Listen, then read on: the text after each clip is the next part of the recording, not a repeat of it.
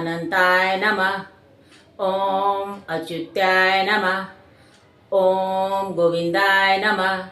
जो भी व्यक्ति भक्ति पूर्वक इन मंत्रों से भगवान विष्णु की आराधना करता है वह संसार में फैली हुई नकारात्मक शक्तियों पर विजय प्राप्त कर लेता है। उसे काल और मृत्यु का भय भी नहीं रहता है। इन्हीं नामों का जाप करते हुए भगवान भोले ने हलाहल विष का पान किया था। नमस्कार, मैं रीता उपाध्याय अपने श्रद्धालु श्रोताओं को देवशयनी एकादशी की बहुत बहुत बधाई दे रही हूँ। वर्ष 2026 में एकादशी तिथि का प्रारंभ 24 जुलाई को प्रातः 9:12 से प्रारंभ हो रही है। उदया तिथि के अनुसार इस व्रत को 25 जुलाई को रखा जाएगा। देवशयनी एकादशी के दिन से ही चतुर्मास का भी आरंभ हो जाता है, जिसमें भगवान विष्णु 4 महीने के लिए योग निद्रा में चले जाते हैं। इस समय कोई भी शुभ कार्य नहीं किया जाता है, जैसे मुंडन, शादी ब्याह, गृह प्रवेश, कर्ण छेदन आदि। जगत पालन करता भगवान विष्णु के नाम का स्मरण करते हुए हम देवशयनी एकादशी की कथा का श्रवण करें। भगवान शिव और माता पार्वती कैलाश पर्वत पर विराजमान थे। भगवान शिव ध्यानस्थ थे और माता पार्वती प्रकृति के अनुपम और मनोरम सौंदर्य को निहार रही थी। बहुत ही मनोहर और सुवासित वायु प्रवाहित हो रही थी। हवा के झकोरों से महादेव के गले में लिपटा हुआ सर्प भी रह रह कर लहरा रहा था।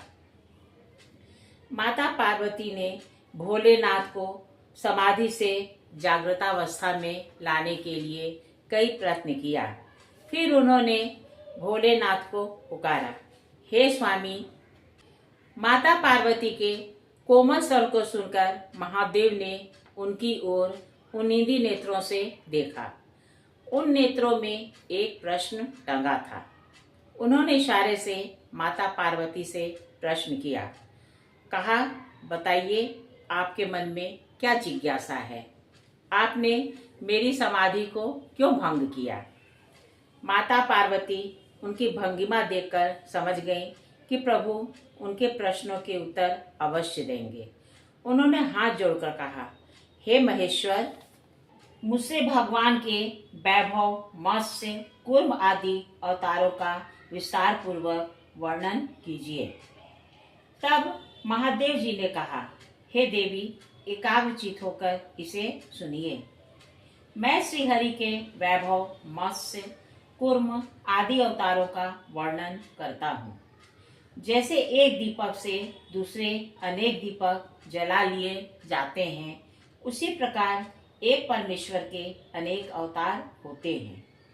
उन अवतारों के परावस्त, व्यूह और विभव आदि अनेक भेद हैं।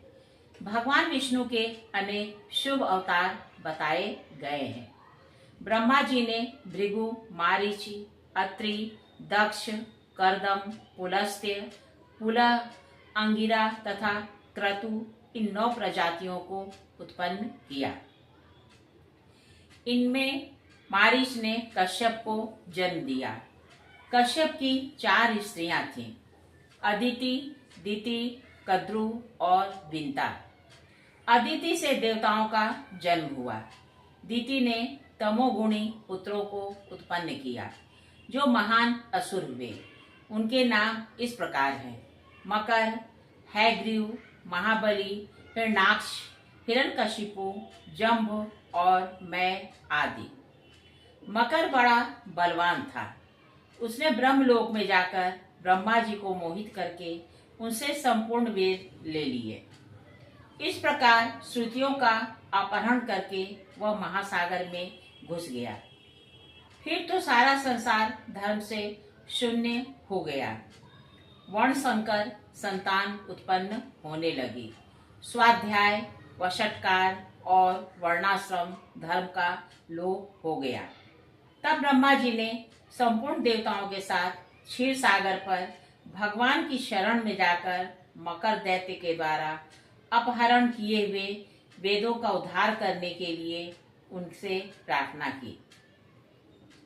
महादेव जी आगे कहते हैं, हे पार्वती जी, ब्रह्मा जी के इस प्रकार प्रार्थना करने पर संपूर्ण इंद्रियों के स्वामी परमेश्वर श्री विष्णु मत्स्य रूप धारण करके महासागर में प्रविष्ट हुए।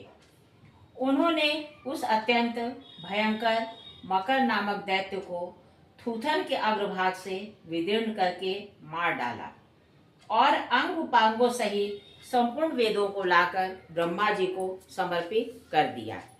इस प्रकार उन्होंने मत्स्यावतार के द्वारा संपूर्ण देवताओं की रक्षा की। वेदों को लाकर श्री हरि ने तीनों लोकों का भय दूर कर दिया, धर्म की प्राप्ति कराई और देवताओं तथा सिद्धों के मुख से अपनी स्तुति सुनते हुए वे वहां से अंतर्ध्यान हो गए। कथा को आगे बढ़ाते हुए महादेव जी ने कहा, हे प्रिय, अब मैं श्री विष्णु के कुर्मावतार संबंधी विश्व वंदित वैभव का वर्णन करूंगा। सुनो। महर्षि अत्रि के पुत्र दुर्वासा बड़े ही तेजस्वी मुनि हुए। वे महान तपस्वी, अत्यंत क्रोधी तथा संपूर्ण लोगों को क्षोभ में डालने वाले हैं। एक समय की बात है, वे देवराज इंद्र से मिलने के लिए स्वर्गलोक में गए। उस समय इंद्र ऐरावत हाथी पर आरूढ़ हो संपूर्ण देवताओं से पूजित होकर कहीं जाने के लिए उद्यत थे। उन्हें देखकर महातपस्वी दुर्वासा का मन प्रसन्न हो गया। उन्होंने विनीत भाव से देवराज को एक पारिजात की माला भेंट की। देवराज ने उसे लेकर हाथी के मस्तक पर डाल दिया और स्वयं नंदन वन की ओर चल दिए। हाथी मद से उन्मत्त हो रहा था। उसने सूंड से उस माला को उतार लिया और मसलते हुए तोड़कर जमीन पर फेंक दिया। इससे दुर्वासा जी को क्रोध आ गया और उन्होंने शाप देते हुए कहा, देवराज, तुम त्रिभुवन की राजलक्ष्मी से संपन्न होने के कारण मेरा अपमान करते हो, इसलिए मैं तीनों लोकों की लक्ष्मी नष्ट हो जाएगी। मैं तुम्हें ऐसा श्राप देता हूँ। दुर्वासा के इस प्रकार कहने पर इंद्र पुनः अपने नगर में लौट गए। तत्पश्चात जगन माता लक्ष्मी अंतर्ध्यान हो गईं। ब्रह्मा आदि देवता, गंधर्व, यक्ष, किन्नर, दैत्य, दानव, नाग, मनुष्य, राक्षस, पशु, पक्षी तथा कीट आदि जगत के समस्त चराचर प्राणी दरिद्रता के मारे दुख भोगने लगे। सब लोगों ने भूख प्यास से पीड़ित होकर ब्रह्मा जी के पास जाकर कहा, भगवान, तीनों लोग भूख प्यास से पीड़ित हैं। आप सब लोगों के स्वामी और रक्षक हैं, अतः हम आपकी शरण में आए हैं। देवेश, आप हमारी रक्षा करें। ब्रह्मा जी बोले, देवता, दैत्य, गंधर्व और मनुष्य आदि प्राणियों, सुनो। इंद्र के अनाचार से ही यह सारा संकट उपस्थित हुआ है। उन्होंने अपने बर्ताव से महात्मा दुर्वासा को कुपित कर दिया है। उन्हीं के क्रोध से आज तीनों लोकों का नाश हो रहा है। जिसकी कृपा कटाक्ष से सब लोग सुखी होते हैं, वे जगन माता महालक्ष्मी अंतर्ध्यान हो गई हैं। जब तक वे अपनी कृपा दृष्टि से नहीं देखेंगी, तब तक सब लोग दुखी रहेंगे। इसलिए हम लोग सब चलकर क्षीर सागर में विराजमान भगवान नारायण की आराधना करें। उनके प्रसन्न होने पर ही समस्त जगत का कल्याण होगा। ऐसा निश्चय करके ब्रह्मा जी संपूर्ण देवताओं और भृगु आदि महर्षियों के साथ क्षीर सागर में गए और विधि पूर्वक उन्होंने भगवान विष्णु की प्रार्थना और आराधना की। इससे प्रसन्न होकर भगवान ने सब देवताओं को दर्शन दिया और कहा, देवगण, मैं आप लोगों से बहुत प्रसन्न हूँ। आप लोग वर मांगिए। यह सुनकर ब्रह्मा आदि संपूर्ण देवता हाथ जोड़कर बोले, भगवान, दुर्वासा मुनि के शाप से तीनों लोग संपत्तिहीन हो गए हैं। पुरुषोत्तम, इसलिए हम आपकी शरण में आए हैं। जगत के पालन करता विष्णु ने कहा, देवताओं, अत्रि कुमार दुर्वासा मुनि के शाप से भगवती लक्ष्मी अंतर्ध्यान हो गई हैं। अतः तुम लोग मंदराचल पर्वत को उखाड़कर क्षीर समुद्र में रखो और उसे मथानी बना नागराज वासुकी को रस्सी की जगह उसमें लपेट दो। फिर दैत्य, गंधर्व और दानवों के साथ मिलकर समुद्र का मंथन करो। तत्पश्चात जगत की रक्षा के लिए लक्ष्मी प्रकट होंगी। उनकी कृपा दृष्टि पड़ते ही तुम लोग महान सौभाग्यशाली हो जाओगे, इसमें तनिक भी संदेह नहीं है। मैं ही कूर्म रूप से मंदराचल को अपनी पीठ पर धारण करूंगा तथा मैं ही संपूर्ण देवताओं में प्रवेश कर अपनी शक्ति से उन्हें बलिष्ठ बनाऊंगा। भगवान ऐसा कहकर अंतर्ध्यान हो गए। तदनंतर संपूर्ण देवता और महाबली दानव आदि ने मंदराचल पर्वत को उखाड़कर क्षीर सागर में डाला। इसी समय पराक्रमी भगवान नारायण ने कछुए के रूप में प्रकट होकर उस पर्वत को अपनी पीठ पर धारण किया तथा एक हाथ से उन सर्वव्यापी अविनाशी प्रभु ने उसके शिखर को भी पकड़ रखा था। तदनंतर देवता रसूल मंदराचल पर्वत में नागराज वासुकी को लपेटकर क्षीर सागर का मंथन करने लगे। जिस समय महाबली देवता लक्ष्मी को प्रकट करने के लिए क्षीर सागर को मथने लगे, उस समय संपूर्ण महर्षि उपवास करके मन और इंद्रियों के संयम पूर्वक श्री सूक्त और विष्णु सहस्त्र नाम का पाठ करने लगे। शुद्ध एकादशी तिथि को समुद्र का मंथन आरंभ हुआ। उस समय लक्ष्मी के प्रादुर्भाव की अभिलाषा करते हुए श्रेष्ठ ब्राह्मणों और मुनिवरों ने भगवान लक्ष्मी नारायण का ध्यान और पूजन किया। उस मुहूर्त में पहले कालकूट नामक महाभयंकर विष प्रकट हुआ, जो बहुत बड़े पिंड के रूप में था। वह प्रलयकालीन अग्नि के समान अत्यंत भयंकर जान पड़ता था। उसे देखते ही संपूर्ण देवता और दानव व्याकुल होकर भय से भाग चले। उन्हें भय से पीड़ित हो भागते देख महादेव जी ने उन सबको रोककर कहा, देवताओं, इस विष से भय न करो। इस कालकूट नामक महान विष को मैं अभी अपना आहार बना लूंगा। भगवान भोलेनाथ ने भगवान विष्णु के तीनों नाम अच्युताय, अनंताय और गोविंदाय का स्मरण कर उस हलाहल विष को पचा लिया। जो इन तीन नाम रूपी महामंत्र का एकाग्रता पूर्वक जप करता है, उसे काल और मृत्यु से भी भय नहीं होता। फिर दूसरे से भय होने की बात ही क्या है। तत्पश्चात समुद्र मंथन करने पर लक्ष्मी जी की बड़ी बहन दरिद्रा देवी प्रकट हुई। वे लाल वस्त्र धारण किए हुई थी। उन्होंने देवताओं से पूछा, मेरे लिए क्या आज्ञा है। तब देवताओं ने उनसे कहा, जिस घर में प्रतिदिन कलह होता हो, वहीं हम तुम्हें रहने के लिए स्थान देते हैं।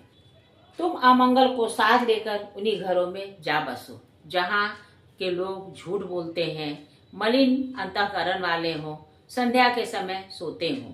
उन्हीं के घर में दुख और दरिद्रता प्रदान करती हुई तुम नित्य निवास करो। महादेवी, जो खोटी बुद्धि वाला मनुष्य पैर धोए बिना ही आचमन करता है, उस पाप नारायण मानव की ही तुम सेवा करो। कलह प्रिया दरिद्रा देवी को इस प्रकार आदेश देकर संपूर्ण देवताओं ने एकाग्रचित हो पुनः क्षीर सागर का मंथन आरंभ किया। तब सुंदर नेत्रों वाली वारुणी देवी प्रकट हुई, जिसे नागराज अनंत ने ग्रहण किया।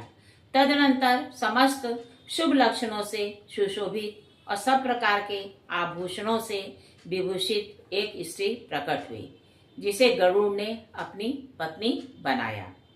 इसके बाद दिव्य अप्सराएं और महातेजस्वी गंधर्व उत्पन्न हुए, जो अत्यंत रूपवान और सूर्य, चंद्रमा तथा अग्नि के समान तेजस्वी थी। तत्पश्चात ऐरावत हाथी, उच्चैश्रवा नामक अश्व, धन्वंतरी वैद्य, पारिजात वृक्ष और संपूर्ण कामनाओं को पूर्ण करने वाले सुरभि गौ का प्रादुर्भाव हुआ। इन सबको देवराज इंद्र ने बड़ी प्रसन्नता के साथ ग्रहण किया। इसके बाद द्वादशी को प्रातःकाल सूर्योदय होने पर संपूर्ण लोकों की अधीश्वरी कल्याणमयी भगवती महालक्ष्मी प्रकट हुई। उन्हें देखकर सब देवताओं को बड़ा हर्ष हुआ। देवलोक में दुदुम्बियां बजने लगी, वन देवियां फूलों की वृष्टि करने लगी, गंधर्वराज गाने और अप्सराएं नाचने लगी। तदनंतर क्षीर सागर से शीतल एवं अमृतमयी किरणों से युक्त चंद्रमा प्रकट हुए, जो माता लक्ष्मी के भाई और सबको सुख देने वाले हैं। वे नक्षत्रों के स्वामी और संपूर्ण जगत के मामा हैं। इसके बाद श्री हरि की पत्नी तुलसी देवी प्रकट हुई, जो परम पवित्र और संपूर्ण विश्व को पावन बनाने वाली हैं। जगन माता तुलसी का प्रादुर्भाव श्री हरि की पूजा के लिए ही हुआ है। तत्पश्चात सब देवता प्रसन्नचित होकर मंदराचल पर्वत को यथास्थान रख आए और सफल मनोरथ हो माता लक्ष्मी के पास जाकर सहस्र नाम से स्तुति करके श्री सूक्त का जप करने लगे। तब भगवती लक्ष्मी ने प्रसन्न होकर संपूर्ण देवताओं से कहा, देववरों, तुम्हारा कल्याण हो, मैं तुम्हें वर देना चाहती हूँ, मुझसे मनोवांछित वर मांगो। देवता बोले, संपूर्ण लोकों के स्वामी भगवान विष्णु की प्रियतमा लक्ष्मी देवी, आप हम लोगों पर प्रसन्न हो और श्री विष्णु के वक्षस्थल में सदा निवास करें, कभी भगवान से अलग न हो तथा तीनों लोकों का भी कभी परित्याग न करें। यही हमारे लिए श्रेष्ठ वर है। जगन माता, आपको प्रणाम है, हम आपसे यही चाहते हैं। देवताओं के ऐसा कहने पर श्री नारायण की प्रियतमा महेश्वरी लक्ष्मी ने एवं मस्तु कहकर उनकी प्रार्थना स्वीकार की। तदनंतर क्षीर सागर पर भगवान नारायण और ब्रह्मा जी भी प्रकट हुए। देवताओं ने जनार्दन को नमस्कार करके उनका स्तवन किया और प्रसन्न वदन हो हाथ जोड़कर कहा, सर्वेश्वर, आप अपनी प्रियतमा महारानी लक्ष्मी देवी को, जो कभी आपसे अलग होने वाली नहीं है, जगत की रक्षा के लिए ग्रहण कीजिए। ऐसा कहकर ब्रह्मा आदि देवता और मुनियों ने नाना प्रकार के रत्नों से बने हुए बाल सूर्य के समान तेजस्वी दिव्य पीठ पर भगवान विष्णु और भगवती लक्ष्मी को बैठाया तथा नेत्रों से आनंद के आंसू बहाते हुए उन्होंने दिव्य वस्त्र, माला, रत्नमय आभूषण एवं अप्राकृत दिव्य फलों से उन दोनों का पूजन किया। क्षीर सागर से जो कोमल दलों वाली तुलसी देवी प्रकट हुई थी, उनके द्वारा उन्होंने लक्ष्मी जी के युगल चरणों का अर्चन किया। फिर 3 बार प्रदक्षिणा और बारंबार नमस्कार करके दिव्य स्रोतों से स्तुति की। इससे सर्वदेवेश्वर भगवान श्री हरि ने लक्ष्मी सहित प्रसन्न होकर देवताओं को मनोवांछित फल प्रदान किया। इसके बाद लक्ष्मी सहित भगवान विष्णु ने प्रसन्न होकर संपूर्ण लोकों के हित के लिए समस्त महामुनि और देवताओं से कहा, मुनियों और महाबली देवताओं, तुम लोग सुनो। एकादशी तिथि परम पुण्यमयी है। यह सब उपद्रवों को शांत करने वाली है। तुम लोगों ने लक्ष्मी का दर्शन पाने के लिए इस तिथि को उपवास किया है, इसलिए यह द्वादशी तिथि मुझे सदा प्रिय होगी। आज से जो लोग एकादशी को उपवास करके द्वादशी को प्रातःकाल सूर्योदय होने पर बड़ी श्रद्धा के साथ लक्ष्मी और तुलसी के साथ मेरा पूजन करेंगे, वे सब बंधनों से मुक्त होकर मेरे परम पद को प्राप्त करेंगे। ऐसा कहकर भगवान विष्णु मुनियों के द्वारा अपनी स्तुति सुनते हुए लक्ष्मी जी के निवास स्थान क्षीर सागर में चले गए। कहिए मेरे श्रद्धालु श्रोताओं, आपको मेरे द्वारा कही गई एकादशी की कथा कैसी लगी?